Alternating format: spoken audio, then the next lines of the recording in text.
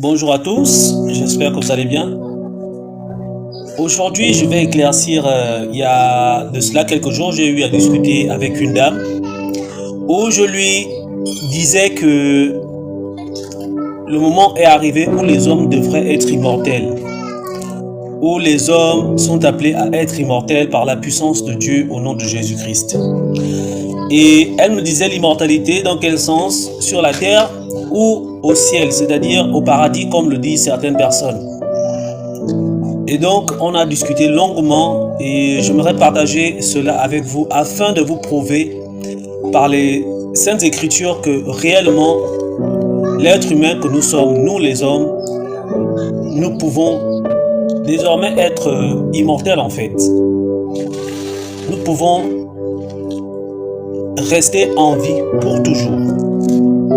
Pour toujours, c'est-à-dire vous, votre père, votre mère, tous ceux qui croient en Christ peuvent être immortels. Et lorsque vous attendez l'immortalité, c'est vous le savez. Un immortel, c'est juste quelqu'un qui ne meurt pas. Alors, comment est-ce que l'homme peut être immortel? Et je sais que vous croyez en Dieu, je sais que vous aimez Dieu, que vous aimez Jésus-Christ, que vous aimez le monde, que vous aimez la vie. Alors, prenez vos Bibles, on y va. Alors, comme à la coutume, je le dis toujours, c'est pas ce que quelqu'un vous dit qui est vrai, mais c'est ce que dit la Bible qui est vrai. C'est pourquoi, en commençant, nous allons lire Acte 17 au verset 11. La Bible dit: ces Juifs avaient des sentiments plus nobles que ceux de Thessalonique. Ils reçurent la parole avec beaucoup d'empressement et ils examinaient chaque jour les Écritures pour voir si ce qu'on leur disait était exact. La vérité ne se trouve que dans la Bible. La vérité ne se trouve que dans la Bible. Quelqu'un vous dit le contraire, l'autre vous dit la vérité concernant Dieu. Le juste juge, ce n'est que... Ceci dit, vous ne pouvez pas être en terminale sans avoir fait la première année ou la deuxième année. Vous ne pouvez pas être en sixième ou n'importe quelle classe supérieure sans avoir débuté en fait la première année. Quoi qu'il en soit, il faudrait d'abord connaître la source et monter ensuite et ensuite. Aujourd'hui, les hommes ont du mal à comprendre le mystère de la mort sur les êtres humains parce qu'on saute la source et du coup, on veut se rattraper aujourd'hui. Lorsqu'on dit à quelqu'un, lorsque je dis aux gens qu'ils ont la capacité maintenant par Jésus-Christ d'être immortels, ils me posent la question: de quelle mort s'agit-il? C'est où? Sur terre ou au paradis ou au ciel? Alors pour comprendre toutes ces choses, il faudrait tout simplement repartir dans la source. Cette source n'est autre que Genèse. Donc le tout début, le tout premier livre de la Bible.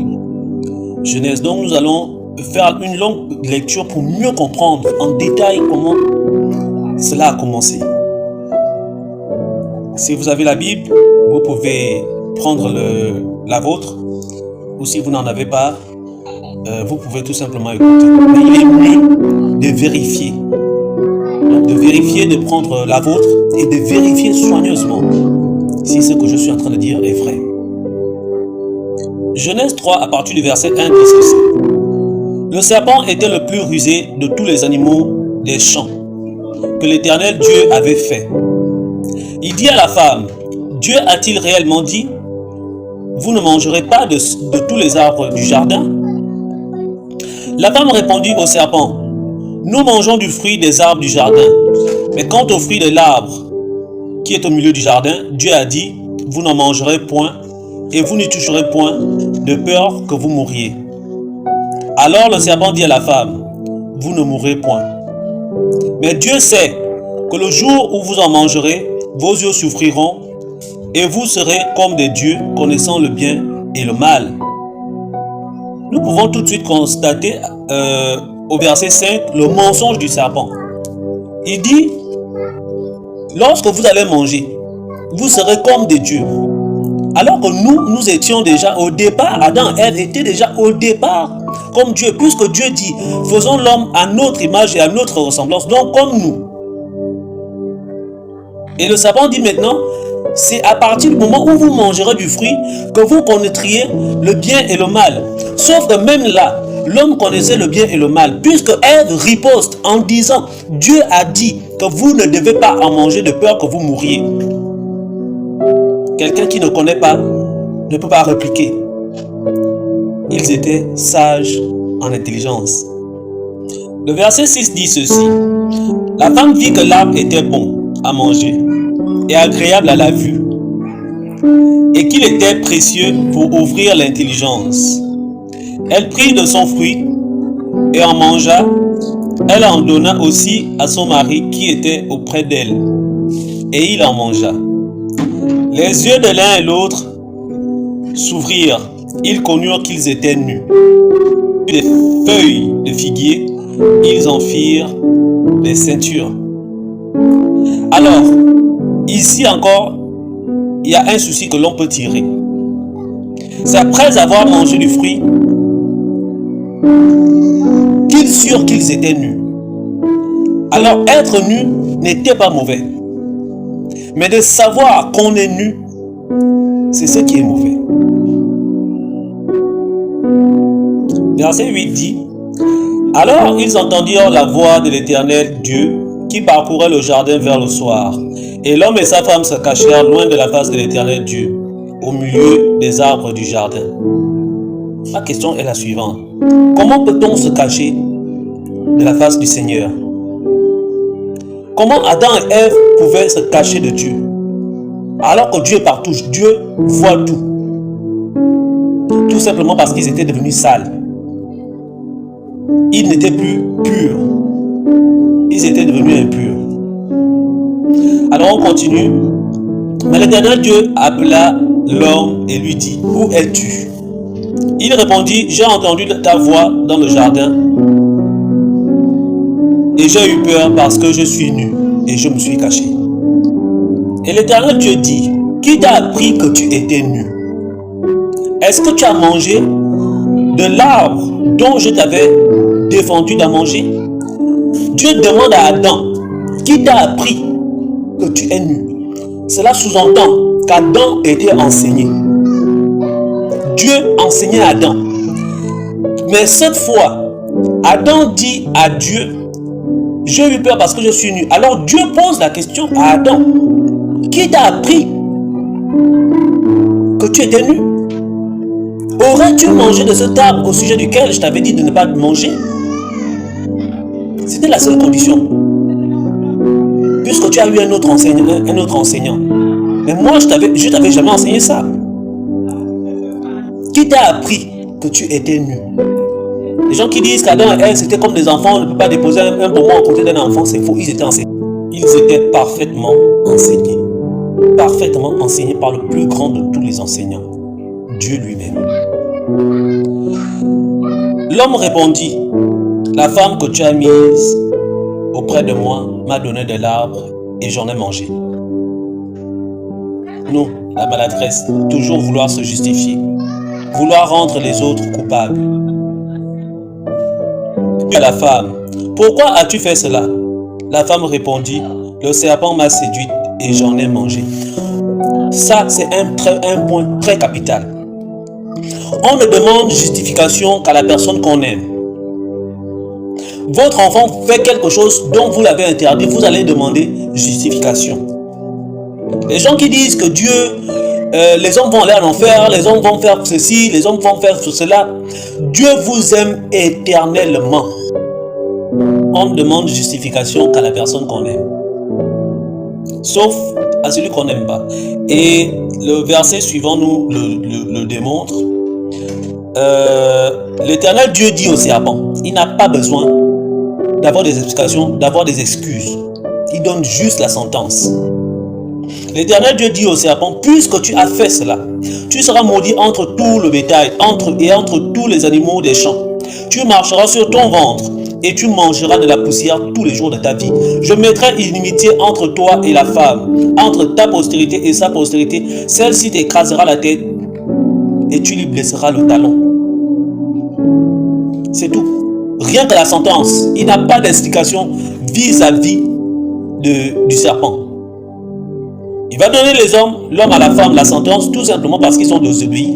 Mais il a déjà compris la raison pour laquelle ils ont fait ça. Il dit à la femme, j'augmenterai les souffrances de tes grossesses. Plusieurs personnes se disent que la vie était autre qu'aujourd'hui. C'est-à-dire que les hommes ne peuvent pas pleurer, les hommes ne peuvent pas avoir de mal, les hommes ne pourraient pas se blesser. Non. Dieu dit, j'augmenterai les souffrances de tes grossesses. Ça veut dire que la femme devait déjà avoir mal pendant le temps qu'elle devait être en grossesse, pendant le temps qu'elle devait enfanter. La femme devait déjà souffrir. Mais sauf que cette fois, selon la malédiction, Dieu va augmenter. Dieu va augmenter les grossesses. Les femmes devaient accoucher tout simplement comme les bêtes. Elle a mal, puis quand l'enfant sort trop 2 heures, 3 heures, elle est debout. C'était juste ça. La seule chose qui n'était pas accessible aux hommes, c'était la mort. C'était la mort, mais pas d'avoir mal, pas de pleurer, pas de... Voilà. La femme pouvait pleurer en accouchant. Mais quoi qu'il en soit, après le mal fini. La seule chose qui n'était pas accessible, c'était la mort. Alors, il dit à la femme, j'augmenterai les souffrances de tes grossesses, tu enfanteras avec douleur, et tes désirs se porteront vers ton mari, mais il dominera sur toi. C'est une malédiction. Que nous dominons nos femmes. Que nos femmes attendent que nous puissions ramener quelque chose pour qu'elles mangent. C'est la malédiction. Il faut que la femme d'aujourd'hui ne soit plus celle-là qui est dominée par l'homme. Ah oui, une femme, une chrétienne n'est plus dominée par son mari. Une femme, une chrétienne, ses désirs ne sont plus tirés. Les désirs de la femme chrétienne ne sont plus tirés que par son mari. C'était la malédiction en fait. Aujourd'hui, la femme devient libre. Bien qu'elle ait un sexe faible, mais ses désirs ne sont plus tirés vers son mari. La raison pour laquelle nous lisons ce détail, c'est juste pour voir que l'homme aujourd'hui peut être immortel. Et de quelle mort et où vivait-il d'abord? Au ciel ou sur terre? Et s'il devient immortel, ce sera où? Au ciel ou sur terre? C'est la raison pour laquelle nous faisons cette lecture. Afin de vous montrer exactement que l'homme, par Jésus-Christ, peut être immortel et vivre sur la terre sans jamais mourir. Il dit à l'homme, puisque tu as écouté la voix de ta femme et que tu as mangé de l'arbre au sujet duquel je t'avais donné cet ordre, tu n'en mangeras point. Le sol sera maudit à cause de toi. C'est à force de peine que tu en tireras ta nourriture tous les jours de ta vie. Il te produira des épines et des ronces, et tu mangeras de l'herbe du champ. Avant, il n'y avait pas des épines. On se dit des moustiques. À quoi servent des moustiques dans la vie de l'homme? Ce sont des épines, ils sont juste là pour nous nuire. Les cafards et autre chose, je ne sais quoi. La terre a produit des épines à partir du moment où Dieu l'a maudite. À cause de l'homme. Il dit, c'est à la sueur de ton front que tu mangeras du pain. Jusqu'à ce que tu retournes dans la terre d'où tu as été pris, car tu es poussière et tu retourneras dans la poussière. C'est des malédictions. Dieu maudit l'homme. Logiquement, l'homme a été tiré du sol, mais seulement il n'avait pas été appelé à retourner. Mais parce que Dieu est fâché contre l'homme, il donne l'ordre que l'homme devra retourner. Où on a vu plus haut que la terre a produit des épines. Et ces épines-là, c'était des maladies. Des choses qui doivent accompagner cette parole. Des choses qui doivent mettre en exécution cette parole. le moustique va te piquer, te donner du paludisme, puis ce paludisme va t'amener à la mort. Le plus important est là maintenant. Le passage 20 dit, Adam donna à sa femme le nom d'Ève, car elle a été la mère de tous les vivants. L'Éternel Dieu fit à Adam et à sa femme des habits de peau, et il les en revêtit. Ils ne savaient même pas s'habiller, ces derniers, les pauvres. Le passage 22, et c'est là où nous sommes. C'est la raison pour laquelle nous avons lu tout ceci. L'Éternel Dieu dit, voici l'homme est devenu comme l'un de nous, pas comme nous, mais comme l'un de nous, pour la connaissance du bien et du mal. Empêchons-le maintenant d'avancer sa main, de prendre de l'arbre de vie, d'en manger et de vivre éternellement. C'est la raison pour laquelle Dieu va les chasser du jardin d'Éden. Bien que l'homme avait déjà mangé de l'arbre du fruit défendu, s'il mangeait après l'arbre de vie, il devait être immortel. Mais on ne peut pas, Dieu ne peut pas permettre que l'homme soit immortel en ayant la connaissance du bien et du mal. Non, Dieu ne pouvait pas le permettre parce que l'homme allait être typiquement comme le serpent, typiquement comme les démons qui ne méritent pas de pardon. Il a chassé l'homme. Le verset 23 dit, et l'Éternel Dieu le chassa du jardin d'Éden pour qu'il cultivât la terre d'où il avait été pris.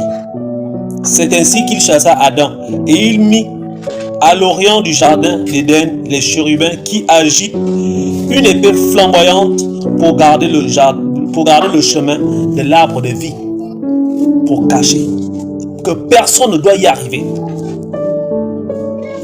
Que personne ne doit y arriver. C'est la raison pour laquelle aujourd'hui tous les hommes meurent. Croyants ou pas, chrétiens ou pas, tous les hommes meurent à partir de là. Et la solution n'est que par Jésus-Christ seul. La solution n'est que par Jésus-Christ qui peut faire à ce que tu deviennes immortel. Et quand je dis immortel, c'est pas la vie après la mort. C'est à partir du moment où tu m'écoutes là où tu es en train de m'écouter. Tu ne mourras jamais. C'est ça en fait, l'immortalité. Tu vivras pour toujours. Et Dieu dit dans Jean 3, 16, il dit, Jean 3, 15 dit, afin que quiconque croit en lui ait la vie éternelle. Car Dieu a tant aimé le monde qu'il a envoyé son Fils unique afin que quiconque croit en lui ne périsse point, mais qu'il ait la vie éternelle. Ne meurt pas. N'importe qui croit ne meurt pas, mais qu'il vive pour toujours. La vie éternelle, c'est vivre pour toujours. Dans l'Ancienne Alliance, souvenez-vous, dans l'Ancienne Alliance, Dieu dit, le tout premier commandement avec promesse, honore ton père et ta mère et tu vivras longtemps sur la terre. Mais dans la Nouvelle Alliance, Dieu dit, n'importe qui croit en Jésus-Christ ne mourra plus, mais vivra pour toujours. C'est à cela que cela signifie. Mais personne ne croit en Jésus. Et personne également ne peut être immortel. Mais je suis venu annoncer cela. Parce que c'est lui-même qui me demande de vous le dire. Ce que je vous dis, mes amis, c'est que Jésus est venu, pas pour vous amener au ciel, ou pour vous envoyer en enfer. Mais Jésus est venu faire pour que l'homme devienne immortel. Pour le prouver, je le dis toujours dans la Bible, 2 Timothée 1, à partir du verset 9. La Bible dit, par la puissance de Dieu qui nous a sauvés, et nous a adressé une sainte vocation, non à cause de nos œuvres, mais selon son propre dessein et selon la grâce qui nous a été donnée en Jésus-Christ avant les temps éternels, et qui a été manifestée maintenant par l'apparition de notre Sauveur Jésus-Christ qui a détruit la mort. D'autres versions disent réduit la mort. Qui a détruit la mort et mis en évidence la vie et l'immortalité par l'évangile. La probabilité.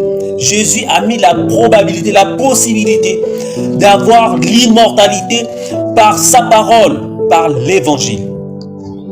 D'avoir la vie éternelle par sa parole, par l'évangile. Sa parole, c'est l'évangile. Par la parole de Christ, l'homme peut être immortel. Il y a des sciences qui étudient comment l'homme peut être immortel. La solution n'est que dans la Bible. Mais bien aimé, la solution n'est que dans la Bible. Gloire soit louée. Il est bien vrai que si nous disons que nous croyons en Dieu ou en Jésus-Christ, cela signifie que c'est la Bible que nous devrions plus croire. Croire juste ce qui est mentionné dans la Bible.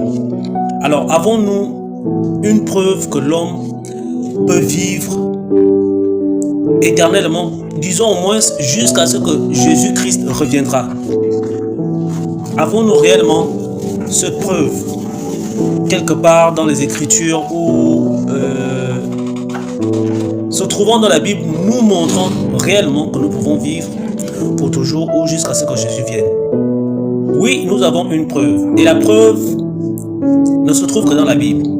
Alors 1 Timothée 6, à partir du verset 12, si vous voulez, vous pouvez lire tout le 1 Timothée 6. Hein. Mais 1 Timothée 6, à partir du verset 12, dit ceci. Combat le bon combat de la foi. Saisis la vie éternelle à laquelle tu as été appelé et pour laquelle tu as fait une belle confession d'un grand nombre de témoins. Donc, de saisir la vie éternelle, parce que c'est même la raison pour laquelle nous acceptons Jésus. Nous acceptons Jésus pour être immortel, pour vivre pour toujours, pour avoir une vie qui ne finit pas. La vie éternelle, c'est une vie qui ne finit pas. Alors, je te recommande devant Dieu qui donne la vie à toutes choses et devant Jésus-Christ qui fit une belle confession devant Ponce Pilate de garder le commandement et de vivre sans tache et sans reproche jusqu'à l'apparition de notre Seigneur Jésus-Christ. Donc jusqu'à ce que Jésus-Christ reviendra. De vivre sans tache et sans reproche. Être pur. Vivre sans tache et sans reproche jusqu'à ce que Jésus-Christ reviendra. Quand? Demain? Dans 100 ans? Dans 1 million d'années? La Bible dit que manifestera en son temps le bienheureux et seul souverain, le roi des rois et le Seigneur des seigneurs. Qui seul possède l'immortalité, qui habite une lumière inaccessible que nul homme n'a vu ni ne peut voir, à qui appartiennent l'honneur et la puissance éternelle. Amen. Dieu, Jésus-Christ nous demande de vivre jusqu'à ce qu'il reviendra. Pas de mourir et d'aller au ciel. Il nous demande de vivre jusqu'à ce qu'il revienne. Mais on ne peut pas vous enseigner ça parce que les gens qui vous enseignent n'ont pas été envoyés pour vous les enseigner ces choses. Comment être sans tâche? Comment être sans reproche? On ne vous les enseigne pas. Parce que le moment n'était pas encore arrivé. La faute également n'est pas la leur. Alors, Dieu, notre Dieu, s'il sait que nous ne pouvons pas être immortels, il ne peut pas nous demander de chercher l'immortalité.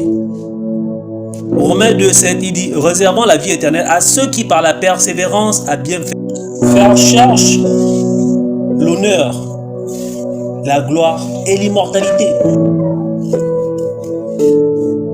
Tout le monde cherche l'honneur, tout le monde cherche la gloire, mais pas l'immortalité.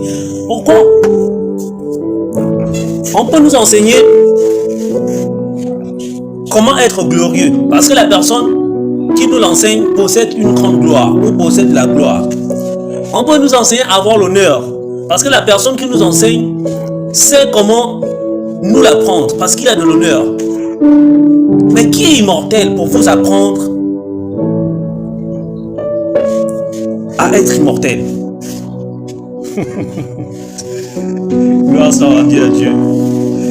Vous pouvez être immortel. C'est pas moi, c'est Dieu qui le dit.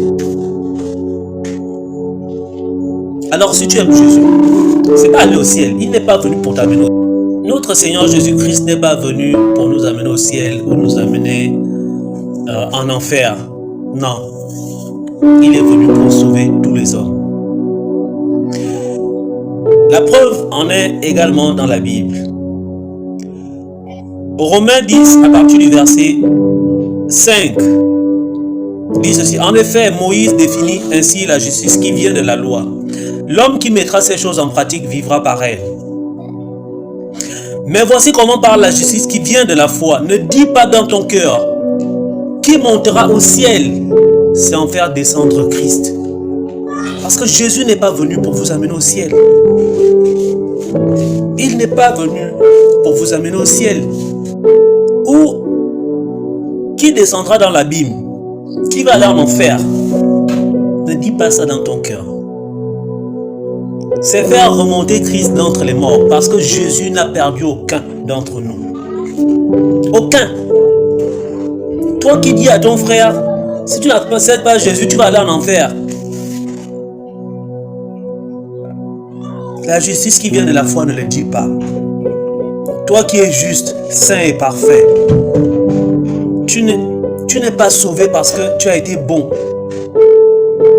Nous aussi, nous étions de leur nombre, dit la Bible.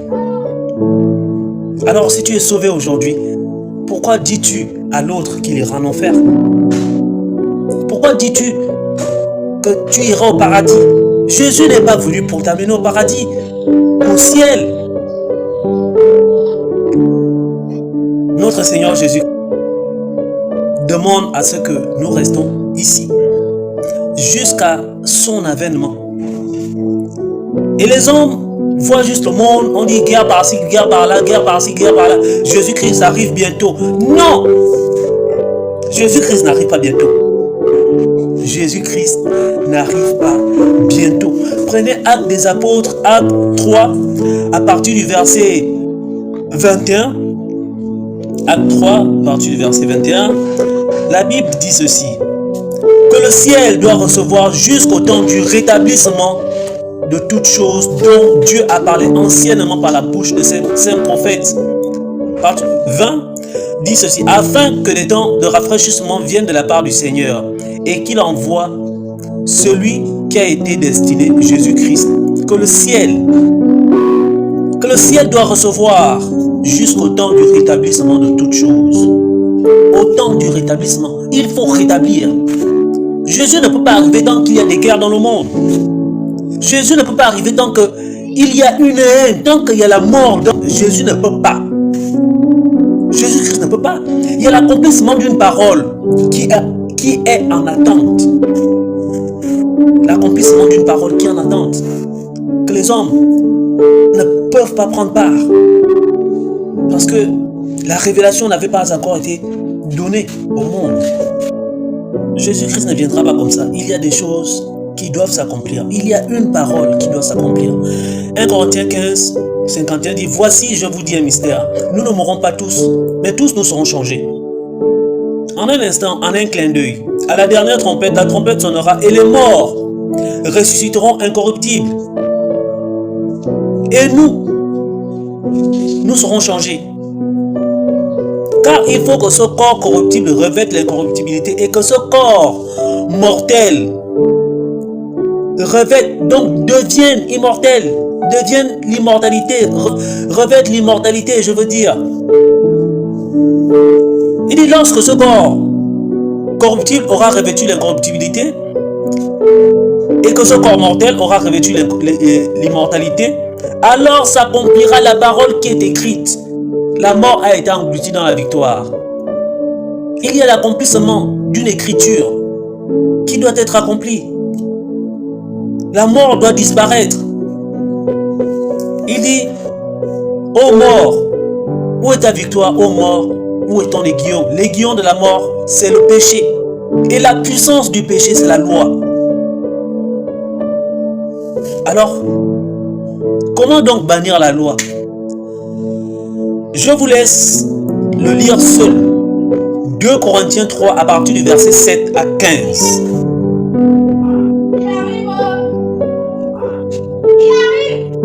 Béni soit Dieu qui a permis à ce que nous puissions discuter un peu aujourd'hui. Si vous avez des questions, n'hésitez pas. Contactez-moi tout simplement. Plus 241 628 721 40. Ou tout simplement vous m'écrivez par mail CASEA96@gmail.com. Donc SEAZAME96@gmail.com. À très bientôt.